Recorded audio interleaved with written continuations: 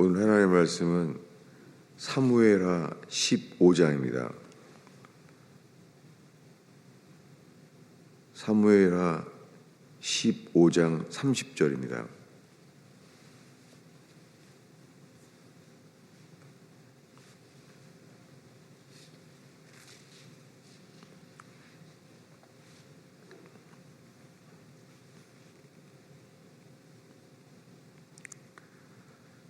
네, 30절부터 32절까지 한 목소리로 읽겠습니다. 다윗이 감람산 길로 올라갈 때에 그의 머리를 그가 가리고 맨발로 울며 가고 그와 함께 가는 모든 백성들도 각각 자기의 머리를 가리고 울며 올라가니라. 아멘. 우리 한 절만 봤습니다. 오늘 우리가 다윗이 쫓겨날 때 행동에 대해서 지금 읽었습니다. 다윗이 감람산 길로 올라갈 때 예루살렘에서 유대 광야로 도망갈 때입니다. 그때 그가 예루살렘에서 이 감람산을 넘어가야 돼요. 그래야 광야로 나가게 돼요. 근데 그때에 그의 머리를 다윗이 그의 머리를 가리고 맨발로 울며 갑니다. 그래서 그와 함께 하던 백성들도 각각 자기의 머리를 가리고 울며 올라갑니다. 다윗이 회개했잖아요. 회개했는데 하나님은 압살롬에게 쫓김을 당하여 이렇게 모든 것을 잃어버리게 했어요. 그의 시작은 이렇게 되었습니다. 우리 사무엘하 15장을 보겠습니다. 12장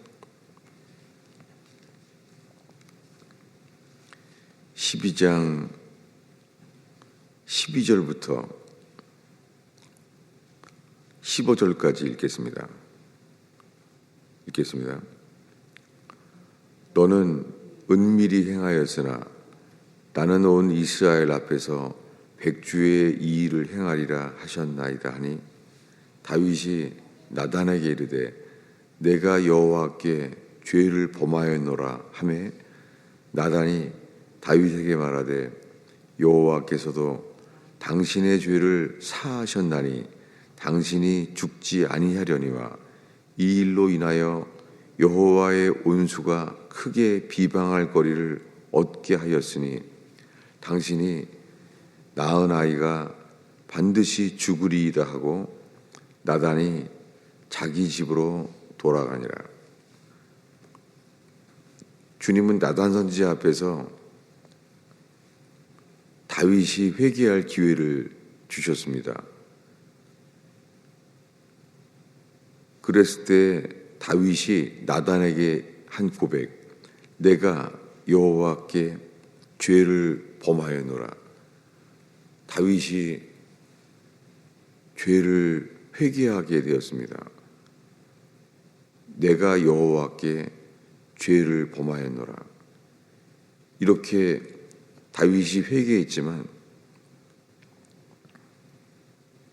그 이후로 오늘 읽은 본문 사무엘하 15장 30절에 이르기까지 그가 나단 선지자 앞에서 내가 여호와께 죄를 범하였노라 라고 고백했지만 주님은 그에게 계속 회개의 기회를 주십니다. 그것이 오늘 읽은 본문 사무엘하 15장 30절이에요. 죄를 용서하셨어요. 다윗은 죄를 고백했습니다. 그리고 그가 고백했을 때 여호와께서 그의 죄가 사함을 받았다고 얘기했습니다. 그러나 사함은 받았지만 죄를 고백한 그에게 죄를 고백하는 것을 더 넘어서 회개하게 됩니다. 그것이 오늘 읽은 본문 사무엘하 15장 30절이에요. 그가 압살롬에게 배신을 당하고 백성들의 마음을 다 도적질을 당합니다.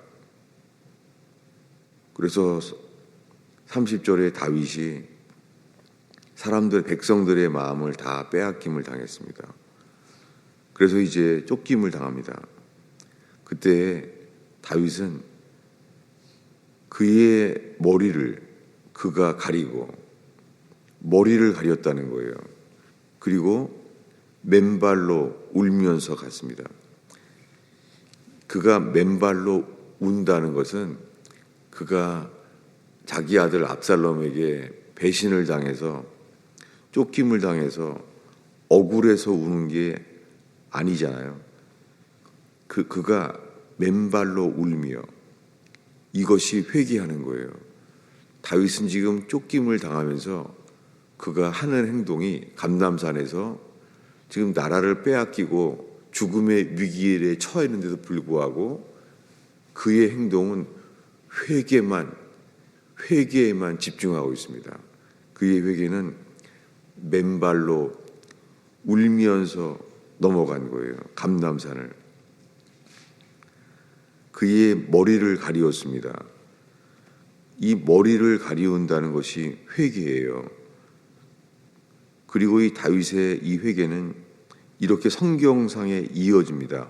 어디냐면은 출애굽기 3장 5절입니다. 출애굽기 3장 5절. 여기에 처음으로 맨발을 신을 벗으라는 말이 성경에 나와요. 출애굽기 3장 5절입니다. 한 목소리로 읽겠습니다. 하나님이 이르시되 이리로 가까이 오지 말라. 내가 선 곳은 거룩한 땅이니 내 발에서 신을 벗으라. 이것이 회개입니다. 모세는 애굽 사람을 쳐 죽이고 도망가게 되었습니다. 40년이 지나서 바로의 왕자였던 그가 이제 목동이 되었어요. 미디안 땅의 목동이 되었습니다. 그의 모든 삶은 바뀌었습니다. 그는 모든 걸 잃어버렸습니다. 주님께서 회개할 기회를 주십니다. 이리로 가까이 오지 말라. 40년이 지나도 주님은 그의 죄 앞에 서게 하십니다. 내가 선 곳은 거룩한 땅이니 내 발에서 신을 벗으라. 회개는 신을 벗는 거예요. 성경 전체에 신을 벗는다는 것은 모든 권리를 포기하는 거예요. 다윗은 이것을 기억했습니다. 오늘 읽은 본문 이 사무엘하 15장 30절에 그가 머리를 가리고 맨발로 울면서 가고 있어요. 맨발로. 놀랍게 다윗은 나단 선지자 앞에서 내가 범죄하였노라 라고 회개했어요. 그리고 하나님은 나단 선지자 앞에서 다윗의 회개를 받으셔서 죄를 용서를 받게 했습니다. 그러나 그때로부터 주님은 회개에 합당한 열매를 맺게 하셨어요. 그는 머리를 가리며 맨발로 울면서 감람산을 넘어갔습니다. 모든 권리를 포기하는 것이 회개입니다. 입으로 고백한 그의 회개가 그는 삶으로 회개하게 하십니다. 그것은 모든 권리를 포기하는 거예요. 맨발로 울며 가는 것이 다윗의 회개예요. 이 머리를 가리우고 맨발로 갑니다. 맨발로 가는 것은 모든 권리를 포기하는 것이고 오늘 읽은 말씀에 그의 머리를 그가 가리고, 이것을 어제 이에 설명하려고 합니다. 그의 머리를 가리고 갔어요. 다윗은 왜 자기의 머리를 가렸습니까? 찾아보겠습니다. 레위기 13장 12절이에요. 레위기 13장 12절. 우리가 알고자 하는 것은 하나님이 원하시는 회개의 과정이에요. 입으로만 회개했다고 하는 것이 회개가 시작일 뿐이죠. 레위기 13장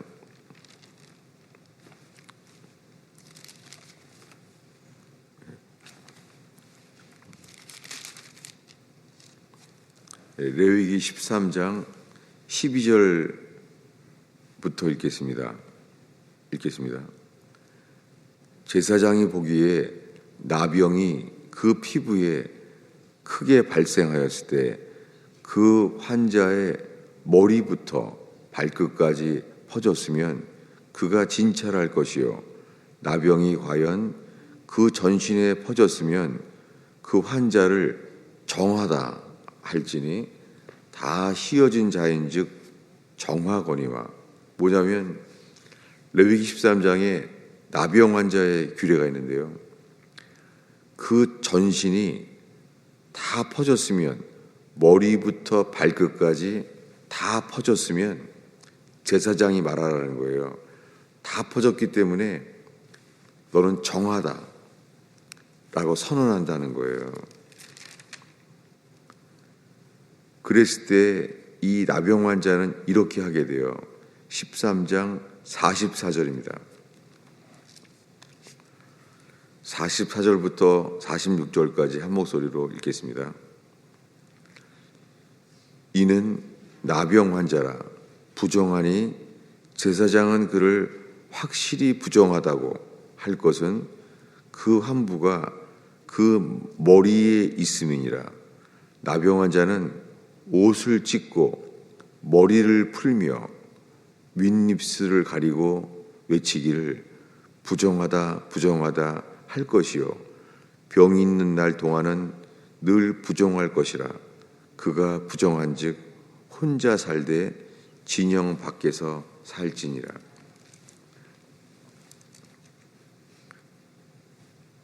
이렇게 나병 환자의 증상이 다 나타났을 때 제사장이 나병이라고 선언해요.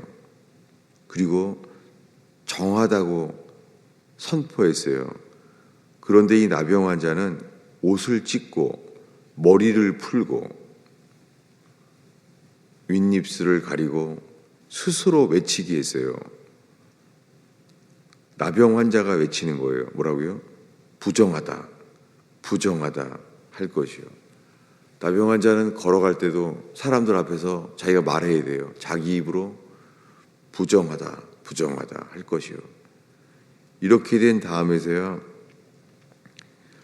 13장에 14장에 가면은 14장 14장 2절부터 읽겠습니다.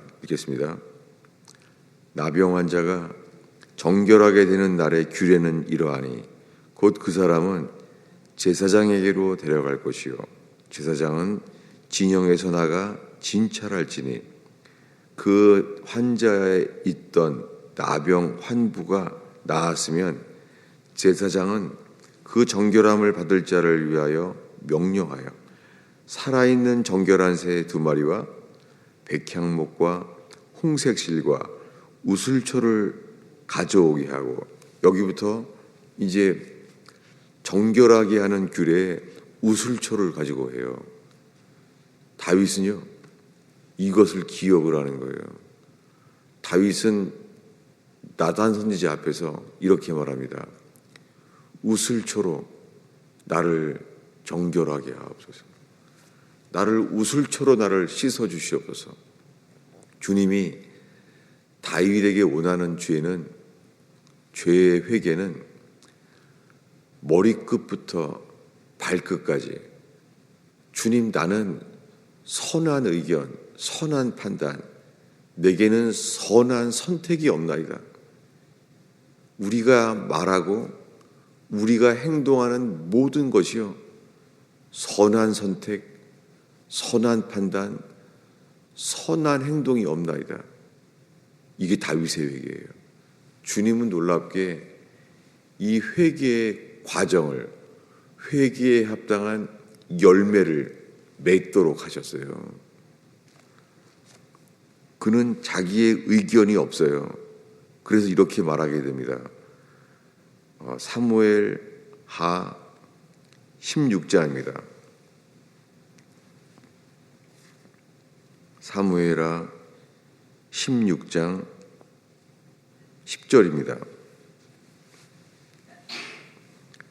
하나님은 다윗의 삶에 이렇게 회개하게 만들었어요. 10절을 읽겠습니다.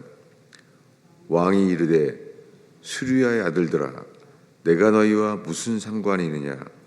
그가 저주하는 것은 여호와께서 그에게 다윗을 저주하라 하심이니 내가 어찌 그리하였느냐 할 자가 누구겠느냐. 아무 고난이 없다는 거예요. 그는 쫓겨나는 것이 아들에게 쫓겨나서 억울할 수도 있는데 그는 아무 고난이 없어요. 그는 맨발로 그리고 머리를 가리운 사람입니다. 그 머리를 가리운 사람은 이렇게 말합니다. 그가 저주하는 것은 여호와께서 그에게 다윗을 저주하라 하심이니 내가 어찌 그리하였느냐 할 자가 누구겠느냐. 이게 회개입니다.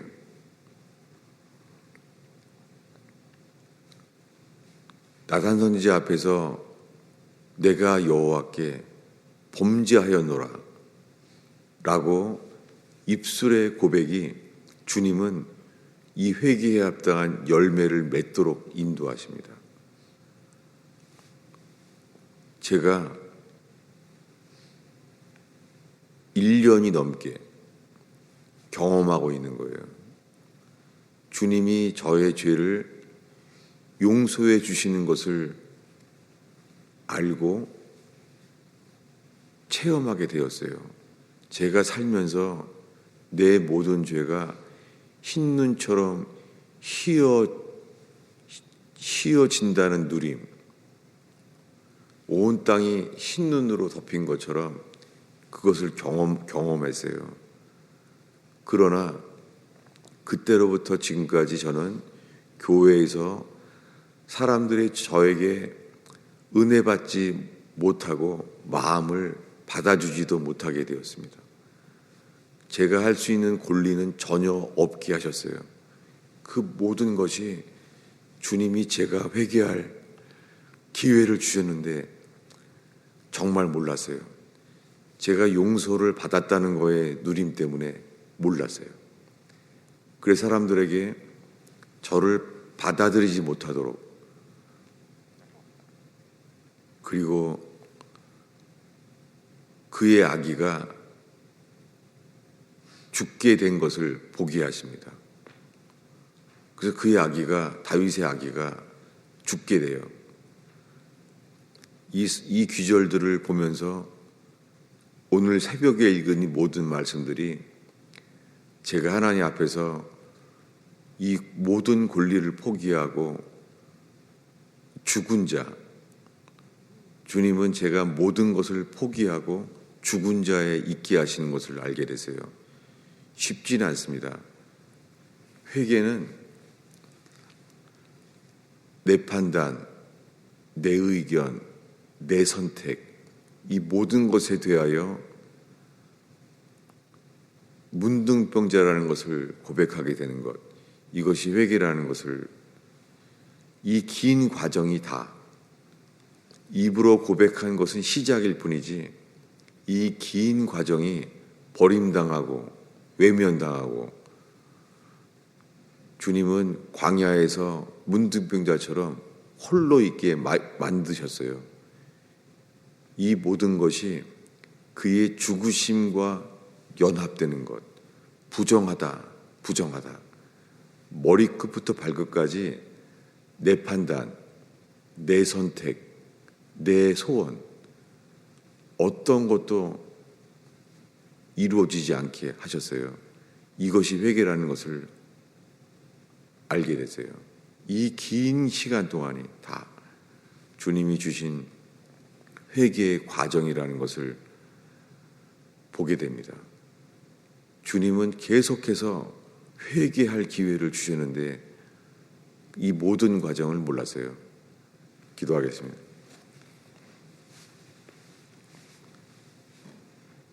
주님,